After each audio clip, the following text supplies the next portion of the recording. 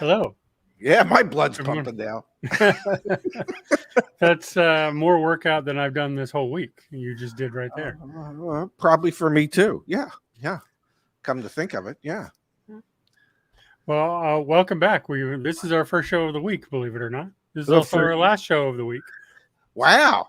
Well, I am so excited about doing our first and last show of the week all at the same time. Yeah. Yes. So how are you today? You look like you're feeling much better than Tuesday. I feel about 98.9%. 98.9. That is a very, very specific. Okay. Well, yes.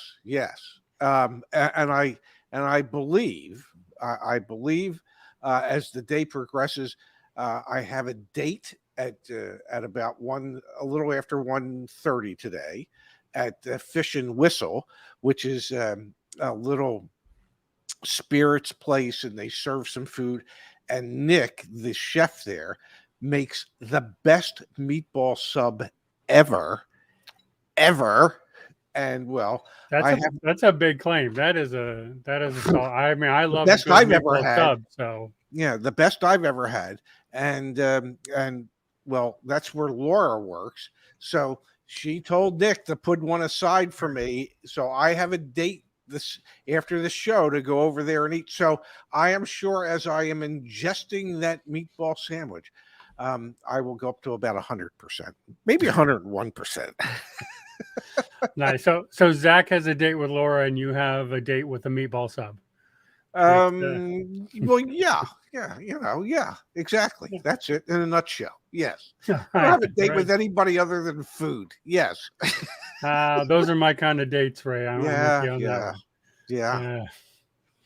So what are we talking about today? We are talking about, actually, you know what? Today's head show comes from your show on Wednesday with Zach. Okay. And the piling up of EV inventory. Yes. Something I think is very important to look at. And, I have some takes on it and, the way the market's going.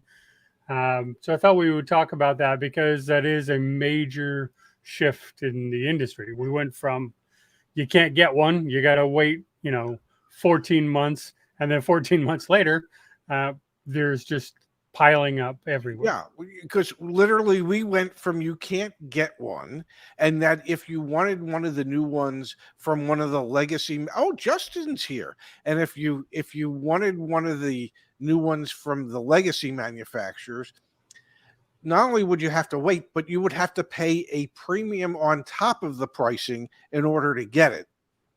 And today, if anybody has the nerve to charge a premium on top of the pricing for a legacy manufacturer's EV, well, they should have their head examined because they're stacking up all over.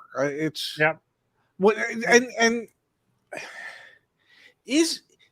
I'm going to ask you this. Do you think it's because the legacy manufacturers thought that the growth for this was greater than it actually is? I think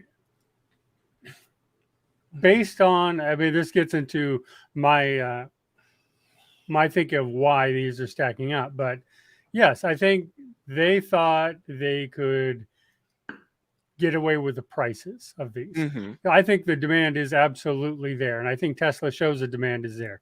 So let me just get into my thoughts on that, because it ties in, which is Tesla's inventory is piling up on the S and the X. Okay. But not on the 3 and Y. There's 16-day supply on the 3 and the Y. So I think the problem here is everyone who could afford the expensive EVs has bought them. And they're not in the market now. So now the expensive EVs are sitting and they're piling up. And and there's a small point in there, which is the Mach-E, which is not on the super expensive side, but is more than the Model Y. Yes. So you're looking at the Mach-E, which is one of the highest inventory EVs out there right now. You look at that, you're like, but for $6,000 to $10,000 less, I can get this Model Y, which outperforms the Mach-E in almost every single way. So you're at the Mach-E if you like Ford or you hate Tesla for some reason. Mm-hmm. Those kind of things. You're not there because you think it's a better vehicle. So they start piling up. And I don't think Ford and GM have done themselves any favor by announcing so early that they're going to adopt the North American charging standard. I think that hurt the Mach-E because look, a lot of people keep saying to me, well, you can get an adapter to use the Tesla network. You can get an adapter to use that connector, but Tesla doesn't have any credit cards, apps, and only certain Tesla charging stations are open to everybody. So you can't just go to any Tesla charging station with any EV and charge because you have no access to it to pay for your charge. So next year, the Mach-E will have an adapter and the blue oval app, whatever it's called. You'll be able to access the Tesla networks. And then in 2025, you won't need the adapter. But for right now, so you're looking at a vehicle that you can't access the most robust charging network, costs more than the vehicle that does access that network.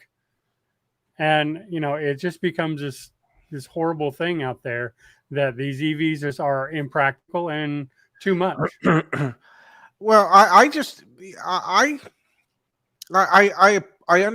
that. I do. But I really think, at least in my heart of hearts, that all these legacy manufacturers really overplayed their hands as far as what they thought was going to happen and what they thought people would be willing to pay in order to have an electric vehicle. That's it. Okay. They're not willing to pay that. Yes, I agree. We are seeing you can get what is the Tesla 3 Series for just under $40,000. Model 3, yeah. Yep. Yeah, the base one. And it still qualifies for the full $7,500 tax credit. Mm-hmm. Now you might not qualify for the full $7,500 tax credit, but the vehicle itself does. And if you lease it, my suspicion is that they pass that through to you on the lease, not necessarily on a purchase, but on a lease they do. So you're looking at $39,000 to $45,000 price range 3 Series. You're looking at the Model Y, which is a much bigger vehicle, in the low 50s today. Yeah. And the Model 3 is a great deal because they're discounting it pretty heavily right now. And the other two models for Tesla are their expensive models, and they're not selling. No, they're over $100,000, and they're not selling. So the people who could afford those have already bought them. Yes. So I think what I take out of that is that there's a sweet spot of probably $30,000 to $55,000, and too many of the legacy manufacturers' price points are well above $55,000. A Ford Lightning, 80-some grand. Yeah.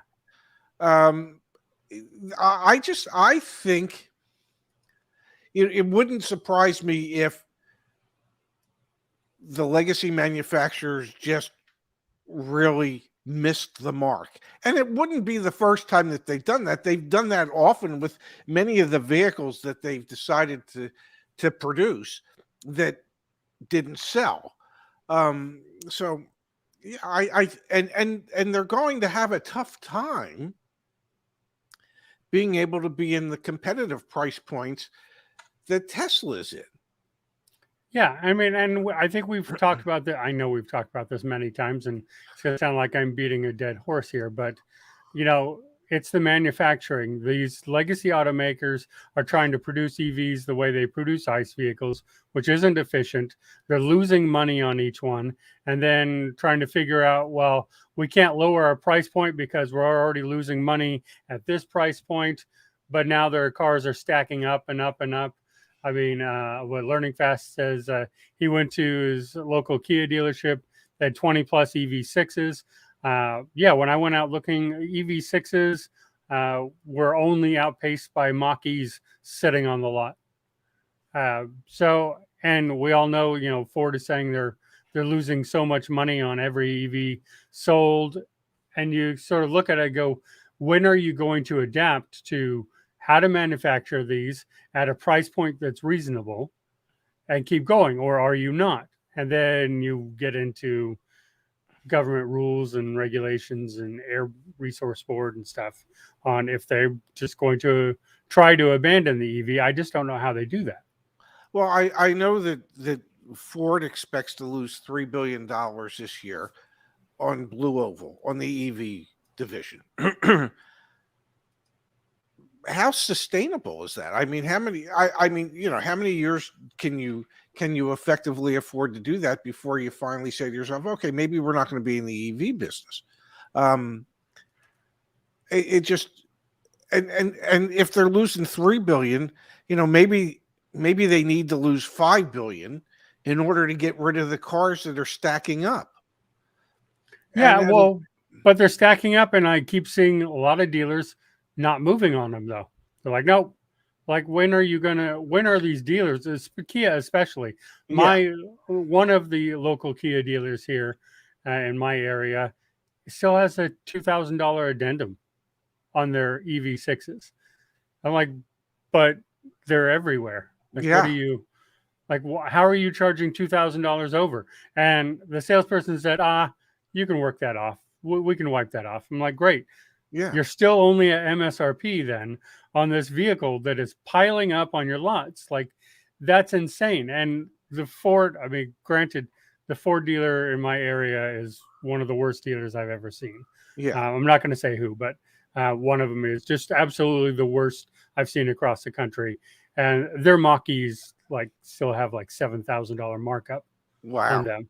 And then they'll say, well, but you get the $7,500 tax credit. They're not going to pass that through to you. They're just saying it's going to. So so in their math, you're at $500 under MSRP. Like, no, you're not. Like, what are you talking about? And you know, trying to account for your tax credit on their numbers is also something. I get that with trades in states that aren't California, where you get a tax break on your trade. Yes. And they figure that tax into what they're offering you on the trade amount. It's equivalent to getting, some of these EVs are becoming like Nissan Rogues and Jeep Renegades, in the sense that these vehicles are starting to breed like rabbits on the lot. And so ultimately, what we need is some type of a birth control situation for these vehicles whose inventories just seem to be growing way out of control. You know, because Zach and I were at a Jeep dealership the other day, and the number of Renegades that they had it was unbelievable. And the fact that they had a $10,000 market adjustment on every one of them. And you know, my supposition was, well, that was just so the salesperson can say, well, what if we could take the 10,000 off?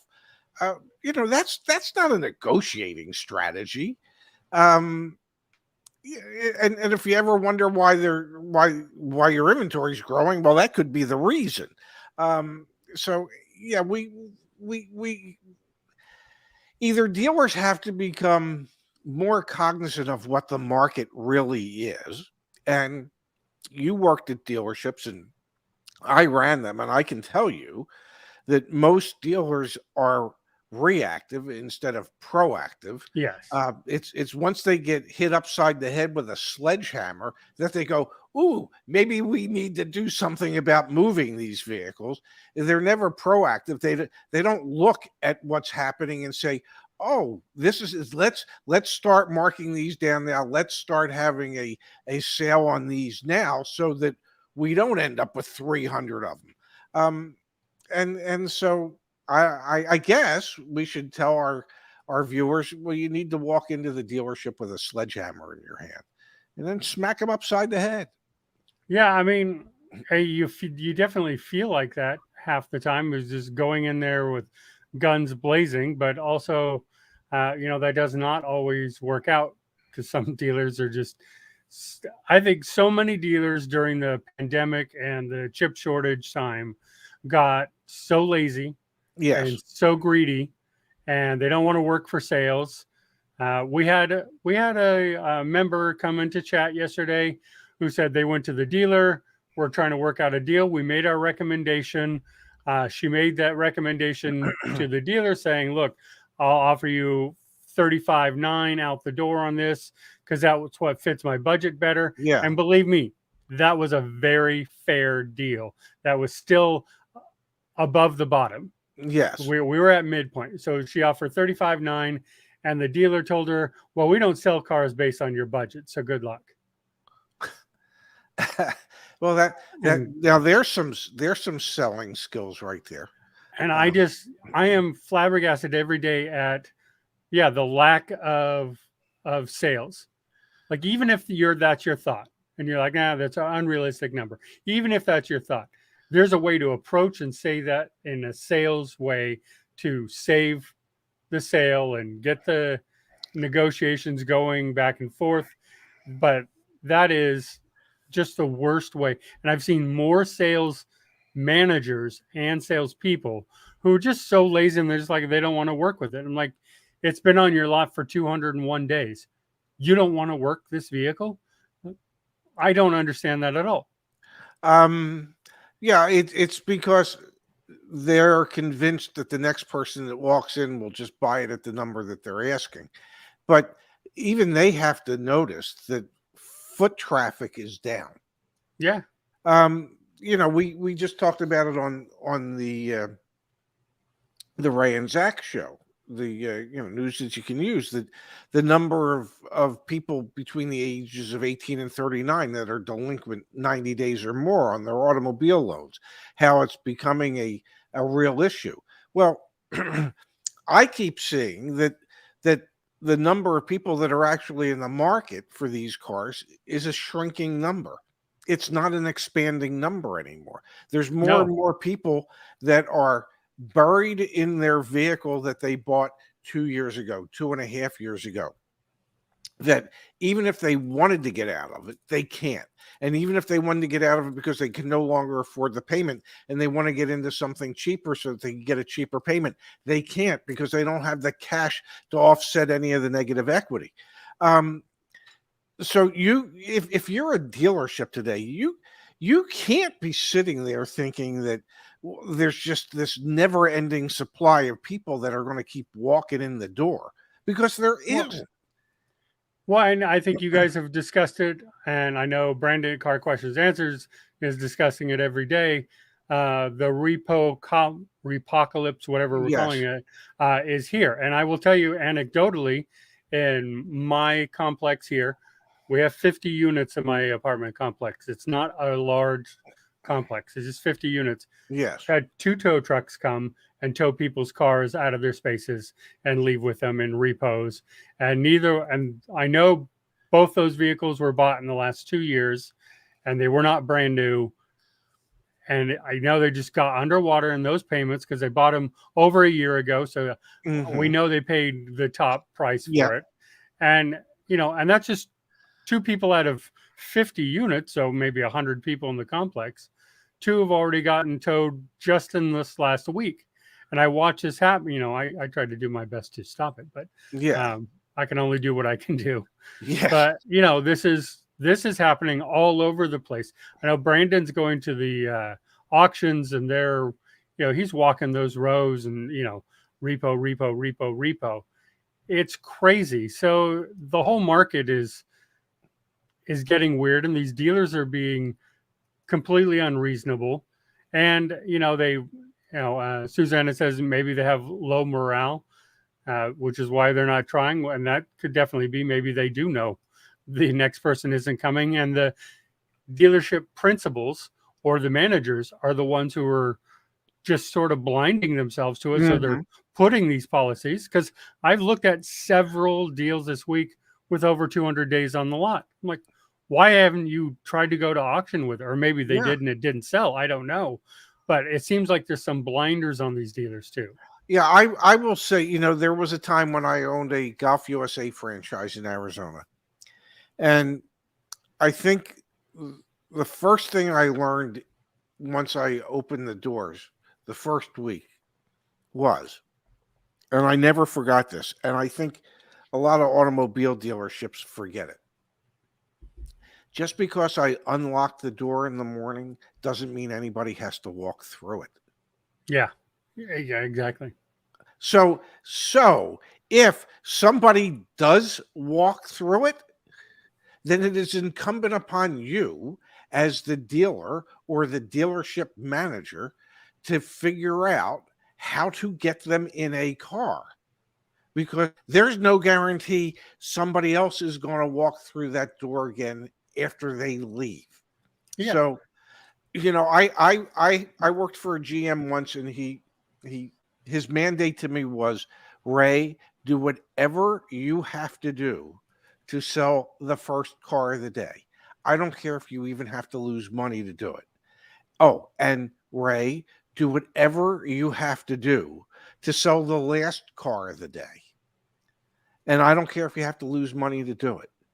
Now, your dilemma, Ray, is that you're never going to know if the first is also the last. Yeah. So treat every customer as if it's the last customer you're going to see that day. Well, yeah, and treat you know this, right? I think most people with common sense know this. Treat them with dignity, respect, and be excited to see them. Treat them like they're the most important person in front of you. You can overcharge if you treat them like the most important person in front of you. Yeah, that's easy to do. You don't even have to give a great deal in most of those cases, but you're overcharging and treating them like garbage. Like they're bothering you. You're wasting their time. And it's just insane the way this is going. I don't know what happened to the sales field in my days, even at the dealership, but certainly long before that in sales. None of this would fly. You'd be fired for talking to people like this and acting like this. It's absolutely insane. And then, you know, to tie it to the EV stuff, as Justin here says, they should be doing EV test drive events where people who aren't interested in EVs come test drive. You can have someone there who's knowledgeable. You may have to hire from the outside, apparently. Yeah. But someone who's knowledgeable about the vehicles, answer questions. They should be these big events that you're holding to get rid of. I'll make a suggestion to dealerships. Okay. In just about every town, there's golf clubs, country clubs, you know, and typically the people that belong to these country clubs, typically they have a little bit of money because they pay a membership fee and then a monthly fee in order to be a member of that golf club or that country club. And one of the things that country clubs try to do is they try to provide events for their members. So if I were a car dealer today and my EV inventory was stacking up and growing at a rate that is, frightening, I think the first thing I would do is I would contact one of the or all of the local country clubs and say, hey, what do you think if we did a ride and drive event? Yeah. Uh-oh. Did one of us freeze up? Either Ray froze up or I froze up. I'm not sure which it is here. So, yeah, I mean, I think the charging events going out to the dealerships or going out to the country clubs is a fantastic idea. We need more of that. We need education in that. I think if you're Ford or Kia, especially, that have bad reputations and your inventory is building up, you need to do everything you can do to get this out there and to get out and do these sort of sales events. I think it's absolutely imperative to do. Let's see, Ray doesn't seem to be coming back. Okay, he dropped off. Yes, I do need to do a nationwide tour to teach them. I teach so many salespeople about EVs. I'd love to do that. Let me go out to your dealership, hire me, and I'll teach all your salespeople about the EVs. Yep. The Cadillac is another one. BMW, Mercedes, they would be great to be out there as well, especially at these country clubs. Hey, look, Ray's back. He's not on the stream yet. But we can't hear him. They have no mic. Can't hear you, Ray. Oh, I don't know what happened. Okay, there you go.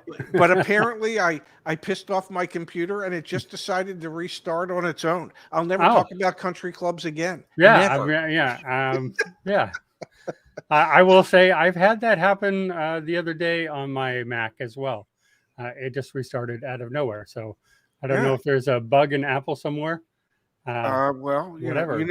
You know how I feel about Apple. Yeah, I do. You know how I feel about Apple, but I have to admit, I know there's something wrong there.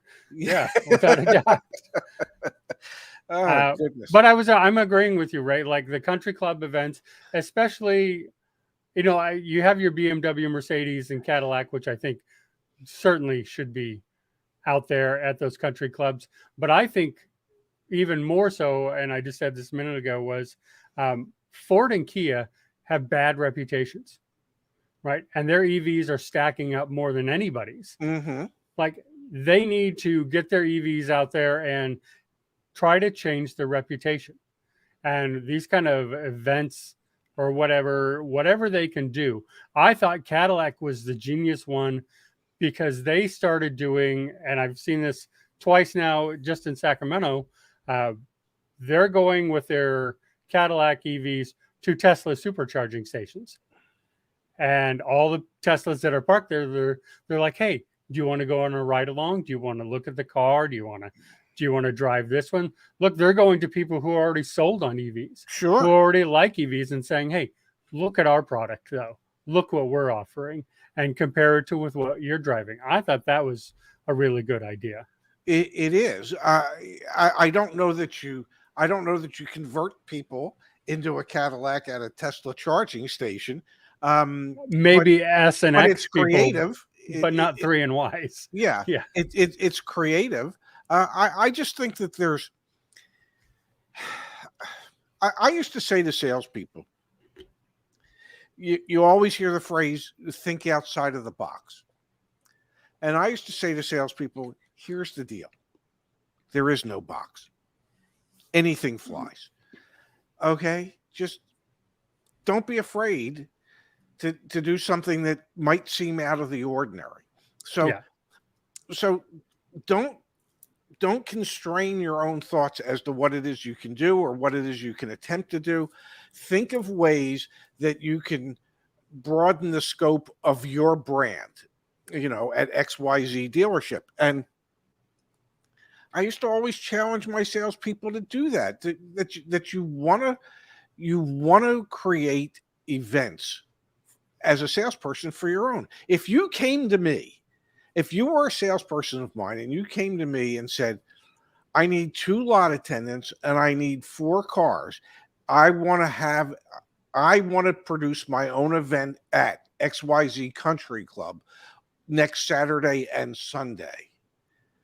You think I would have said no? Absolutely. How can I help? Okay. Yeah. You need me to help you drive some of those cars over there? It'd be my pleasure. Exactly. And there's not enough dealer principals or dealer managers who think like that, who think about creative and inventive ways to get their vehicles in front of people. Absolutely. The days of just sitting in the dealership waiting for somebody to come in is, yeah, we used to send, Yeah. we had salespeople who would go to Cars and Coffee every weekend. Absolutely. But the days of just sitting at the dealership waiting for a customer to come in, you know, when I would interview salespeople, I go, well, what are you going to do to bring people in? Well, I'm just going to wait. Well, you're not working here. Yep. You know, I don't need somebody that can just wait. I need somebody that wants to build their own business. It's almost like being a realtor. I Yes. believe you're one of those as well. I and, am. And you know, you build your own brand. You go out and you market yourself, not just the real estate agency that you work for, but you, Justice. I'm your real estate guy. And so you can't at a dealership level, you can't accept the fact that you're just going to wait for somebody to open your door. Yeah, well, and you know, I sold one car for every day I worked at the dealership. Mm-hmm. That was what I averaged out. I did have days where I didn't sell some, but I had other Sure. days where I sold 3. So, but it averaged to 1 every single day that I worked for the dealership. And this will come as no surprise to you. Most of my deals came from me sitting in the BDC making phone calls Yes. and not standing out on the hump waiting for someone to show up. As a matter of fact, Exactly. it was always like, okay, well, it's time for you to go stand out there. I don't really want to go stand out there. Yeah. I want to stay in here and call people. Like I want to work for my money beyond the fact that, you know, I hate just standing there. And we had some HR problems with the salespeople standing on the hump. I'm sure that I didn't want to be part of. But you know, that was always the thing for me was you got to get out there and you got to work the deal. If you're someone who's waiting for someone to come in, then you should not be in sales. I don't care what kind of sales you're in. You shouldn't be in sales. You should go retail or like there's lots of places you can go. And there's nothing wrong with not being a salesperson. Yes. But if you're going to be in sales, you need to be a salesperson and you need to actively work for that sale. And too many people aren't. Oh, you know, the hardest thing was to find the salespeople that were willing to put in the work, that were willing to think outside the box, that were willing to be creative. You know, there was a reason that I always said to the staff, you know, give them a good show, the customers will part with their dough. It has to be, you have to make it a fun and pleasant experience for them. Yep. You're asking them to spend their discretionary income with you as opposed to maybe going to a sporting event or a movie or a night out with their loved one for dinner or whatever it is. You know, you're asking them to take their discretionary income and spend it with you. Well, if that's what you're asking them to do, then provide them with some entertainment for having done that. Yeah, exactly. I agree completely. By the way, go ahead. We've used a term, or you've used a term a couple times now that it's always one that gets me. I hear all the time, the thinking outside the box. You know what the least creative thing you can say is?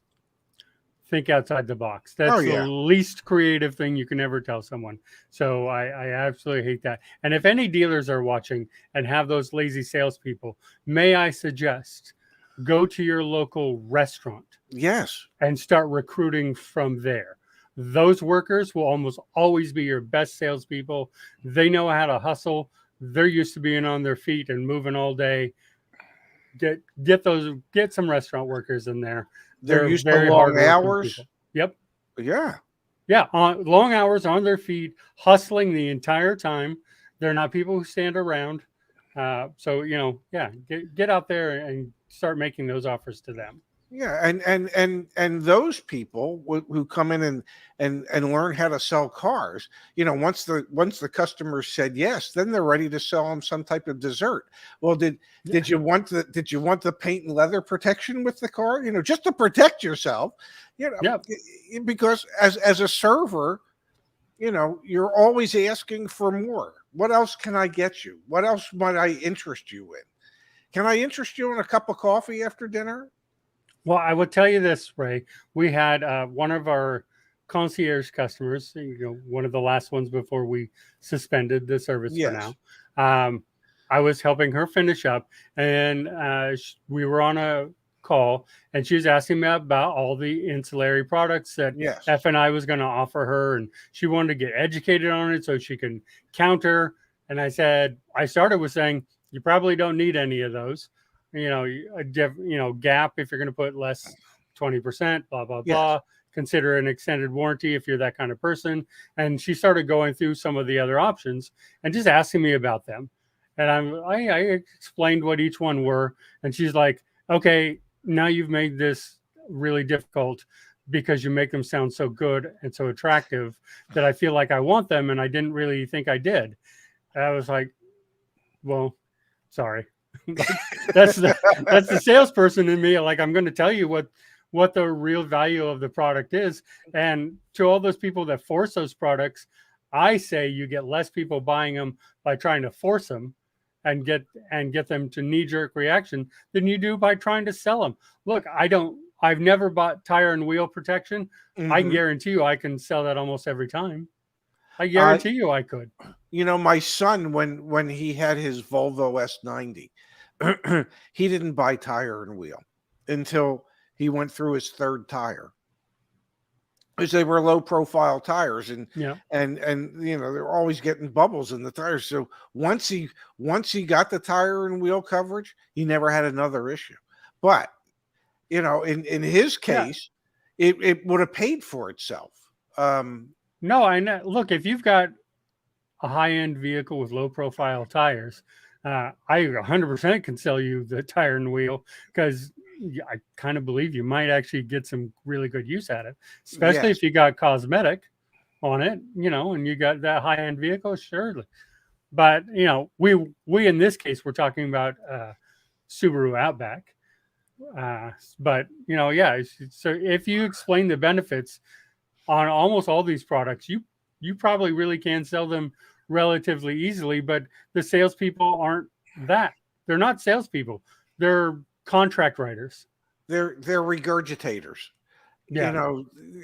It comes back to what I said in the past. It's FAB, features and benefits.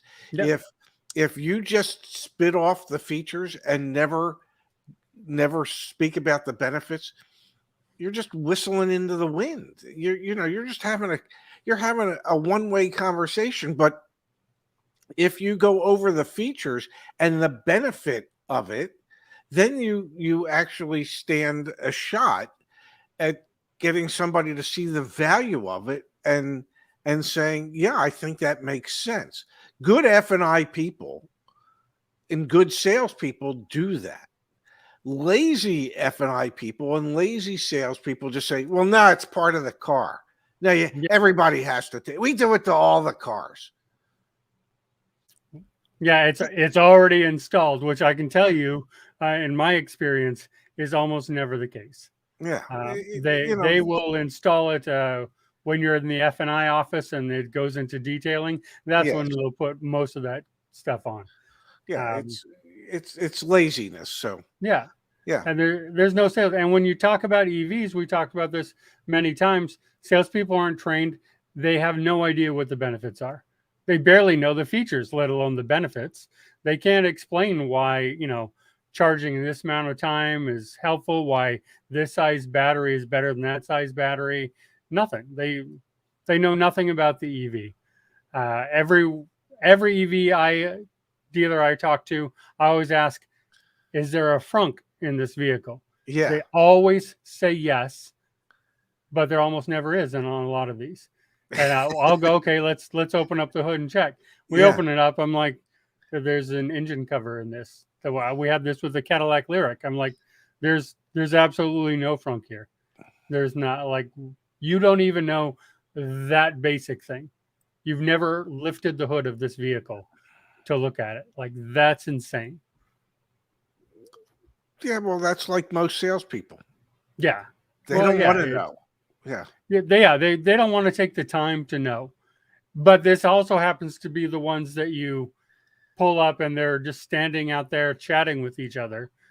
And you're like, you have time to do that, but you don't have time to learn about the vehicles on your lot that Exactly. you're selling. Like I would rather, and I did when I was in sales, I was looking up vehicles all the time. I was actually using the market price report, which is how I got to CarEdge in the first place. But I was going around the lot looking at the market price report on vehicles all the time when I was on the lot. Like I wanted to know the history of them. I knew which ones were going to sell fast and or Hmm. slow, and I could research that while other people were harassing the female sales staff. I was learning about cars. I take it then you had already been self-taught for harassment. Is that what you're saying? Yeah. In No, in my old absolutely. industry, it was kind of a big deal that you didn't do that. Yeah, I'm pretty sure it would be. Yeah. Um, well, you know what? You know what's in my immediate future. Meatball sub. You're damn right.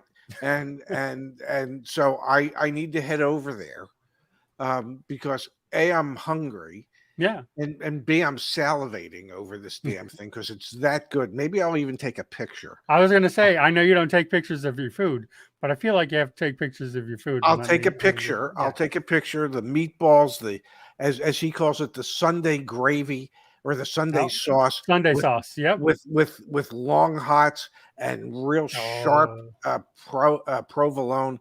Oh my! On a seeded roll, it is so. I'll take a picture. yeah. That's I'll actually I love post Sunday something. sauce too. Yeah. I'll actually post something to Instagram today. Don't know why, but I will. Damn Oh it! yeah, yeah, you should. I mean, that's the most American thing to do right now. Post pictures of your food on Instagram. Well, there you have it. Yeah. I want to live up to what us Americans are known for, and that's posting pictures of our food. So I will Yeah. do that in just a few minutes, actually. And we've had a few people mention the live wire. I've test driven the live wire. I love that. Um, I Is that the still, electric Harley? yeah, yes. Wow. It's the all electric Harley. It was really a huge pickup and go. But I just wouldn't buy a motorcycle. It's not my lifestyle, even though I have a motorcycle license. Um, but I do like to rent them and drive them sometimes. Well, And good for that you. was a great one. And Well, real quick, our last comment that I had saved was that Lucid tried to do a test drive event in South Carolina, and it didn't seem to go well. And when we say about the test drive events, we don't mean the cars that start at $180,000. yeah. Like there's probably a reason that didn't do well. Zach and I saw one the other day down here. It was and it was the ugliest two-tone I've ever seen. And Oh for me to say that, having come from mini world where two-tones are the norm, this was just horrendous. And I thought to myself, that guy had to pay like $180,000 for a vehicle that ugly. How do yeah, you do that? I like the looks of the Lucid, but I've only seen two tones. I see, Well, you know, it was ugly. yeah, that's tough. Yeah. Too Yeah. bad. Well, Mm. you go enjoy your sandwich. We I all expect shall to see thank you. pictures, Yes, I and will. we will be back on Tuesday talking about something.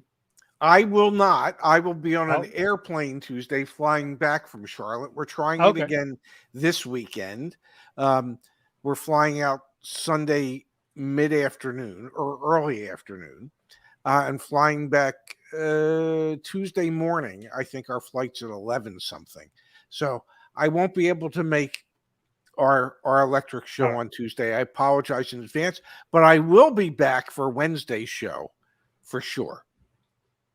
All right. Great. Okay. Then we will have someone. I will be here on Tuesday with somebody. Yes. I probably won't monologue. And I So, will be but back tomorrow night with Zach on the main channel for on the our CarEdge Saturday channel. night light. Yes. Yes. So we look forward to that. And that is at 7 Eastern, 4 Pacific. I do believe something along those lines. Yes. All right. Yeah. And Susanna, I see your comment, and I'm not going to give it the time of day. So, I'll I'll show it. Oh, There I you see go. how that works. Okay. So have a good day, everybody. Yep. Have a great weekend, everybody. We'll see you later. Bye.